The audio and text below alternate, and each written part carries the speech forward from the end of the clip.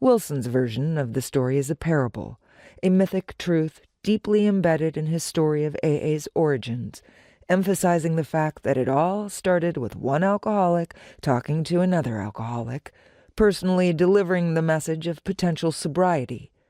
Bill told the story this way because it made the point that he wanted to make. In such cases, the actual facts are distinctly secondary to properly packaging and selling the concepts. Wilson had no problem justifying the creation of this much simplified story because doing so served his higher purpose. Even as he offered his alternate version, Ebby acknowledged that higher purpose, noting that the differences between his memory of that night and Bill's later recollections didn't really make any difference, because the idea is there, and the principle of the thing is about the same.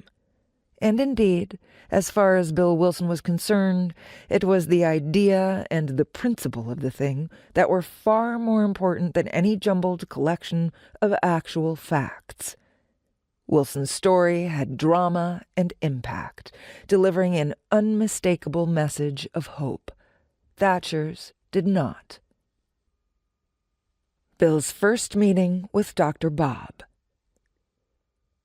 A few weeks after Ebby's visit, Bill found himself back in the hospital, laid low by his alcoholism for the last time. While there, he had a profound white light experience that transformed his life, and he never drank again. Unemployed and virtually unemployable because of his drunken past, Wilson spent the next 5 months diligently trying to help other alcoholics stop drinking, but all his efforts to pass along the message and the method of his own recovery were a complete failure. A business opportunity arose, and he went to Akron, Ohio, to organize a proxy fight that, if successful, would have made him president of the National Rubber Machinery Company. But things did not go according to plan, and the situation became tremendously stressful for him, so much so that one night he found himself severely tempted by alcohol. Fearing that he would drink unless he took some positive action to stay sober, he made several phone calls in search of a local drunk to help.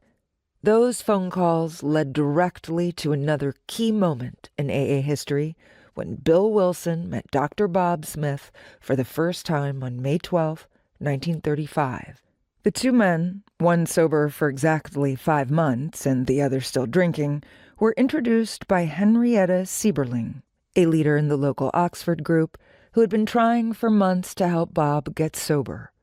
That night, Bill and his new friend talked privately for several hours, and afterward Bob Smith, who had repeatedly tried spiritual means to resolve his alcoholic dilemma but had failed, began to pursue the spiritual remedy for his malady with a willingness he had never before been able to muster. Bob stopped drinking that night and actually stayed sober for a few weeks before going back to the bottle again.